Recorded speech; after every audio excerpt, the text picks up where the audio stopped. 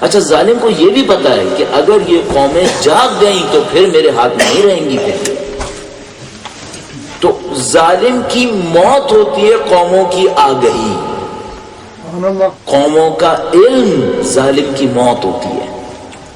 وہ قوموں کو علم نہیں دے گا، وہ قوموں کے پیٹ بھرے گا، ان کے فکروں کو آزاد نہیں ہونے دے گا.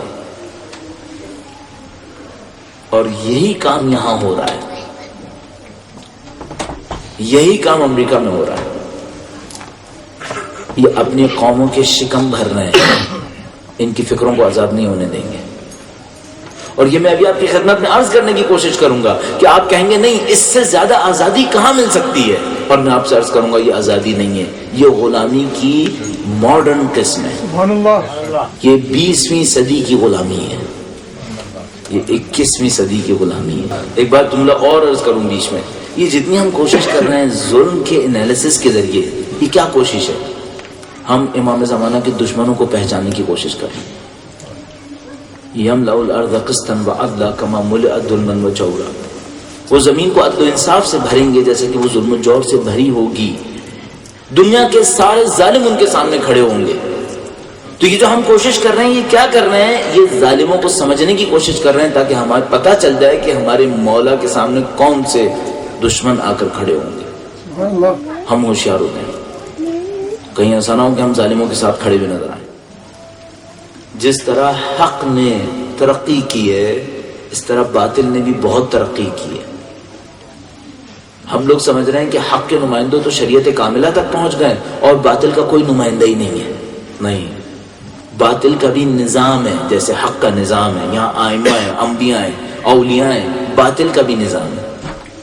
ہم سمجھتے ہیں یہاں دین کامل ہو گیا، الیوم اکملت لکم دینکم، اور وہاں گمراہی ابتدائی مراحل میں ہے. نہیں، وہاں گمراہی بھی کمال پر پہنچ گئی ہے.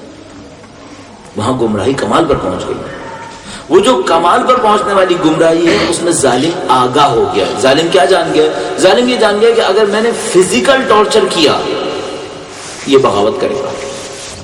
اب ظالم نے ایک نئی حکمت عملی ایجاد کی اور اس نے سوچا کہ میں کوئی ایسا راستہ نکالوں کہ میں ظلم بھی کروں گا، یہ غلام بھی بنے گا اور ہنسی خوشی غلام بنے گا. ہنسی خوشی غلام بنے گا، کرے گا وہی جو میں چاہتا ہوں، لیکن مجھے زنجیریں نہیں پہنانی پڑیں گی بلکہ یہ میرے جوتے بھی چاٹے گا. خوشی سے آئے گا. پہلے زمانے کا بادشاہ یہ تھا، پہلے زمانے کا ظالم یہ تھا کہ وہ اس کو کتنے مسائل ہو گئے اس کے سامنے. ایک تو فزیکلی ظلم کرنا پڑتا تھا، پھر اس کو زنجیروں میں جکڑنا پڑتا تھا، اس کو کوڑے برسانے پڑتے تھے، سامنے والے کو ظاہری طور پر پڑھائی لکھائی سے دور رکھنا پڑتا تھا.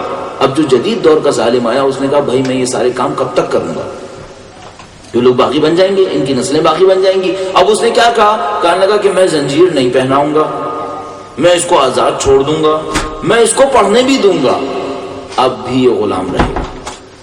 اچھا یہ پھر تو کیسے کرے گا؟ یہ کیسے کرے گا؟ اب دیکھیے ظلم نے کتنا بڑا ہنر کر دیا. یعنی آپ یہ سمجھ لیجئے کہ آپ سے کوئی یہ کہے کہ بھائی میں ہم سے سب کچھ آپ کے لیے کروں گا اور آپ کو مجھے تنخواہ بھی نہیں دینی ہے، تنخواہ بھی نہیں دینی ہے. اچھا بھائی پھر تو یہ کیا کیسے؟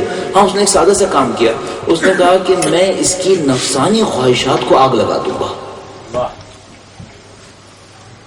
میں اس کی نفسانی خواہشات کو آگ لگا دوں گا. مثلا نفسانی خواہشات کو آگ لگا دوں گا کیا مطلب؟ میں اس کو شراب کا رسیہ بنا دوں گا. اچھا اگر شراب کا رسیہ بن گیا تو کیا ہوگا؟ اس کو شراب تو چاہیے ہوگی نا، شراب میں بناؤں گا. اب کہاں جائے گا؟ آئے گا تو میرے ہی پاس. میں اس کو منشیات کا عادی بنا دوں گا.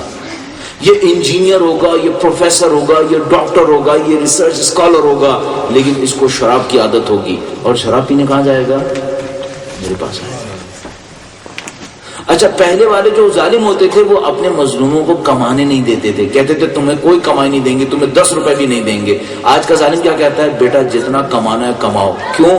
خرچ تم میرے ہی پاس آ کے کرو گے، کماؤ. اب وہ کہتا ہے علم دے دو، محنت دے دو، آزادی دے دو، لیکن ان کی نفسانی خواہشات کو ایسی آگ لگاؤ کہ یہ جتنا کمائیں گے، جتنا پڑھیں گے، خدمت میری کریں گے، تو پی ایچ ڈی بھی کروا دیں گے، پیسہ بھی دے دیں گے، پیٹ بھی بھر دیں گے، سب کچھ کر دیں گے. کیوں؟ ان کو پتا ہے کہیں نہیں جائے گا، یہ میری مشین کا پرزا ہی بنا رہے گا. پی ایچ ڈی کر لے یا پوسٹ پی ایچ ڈی کر لے، جائے گا کہیں نہیں. یہ ہماری مشین کا پرزا ہے، کہیں بھی جائے گا ہماری مشین نہیں فٹ ہوگا.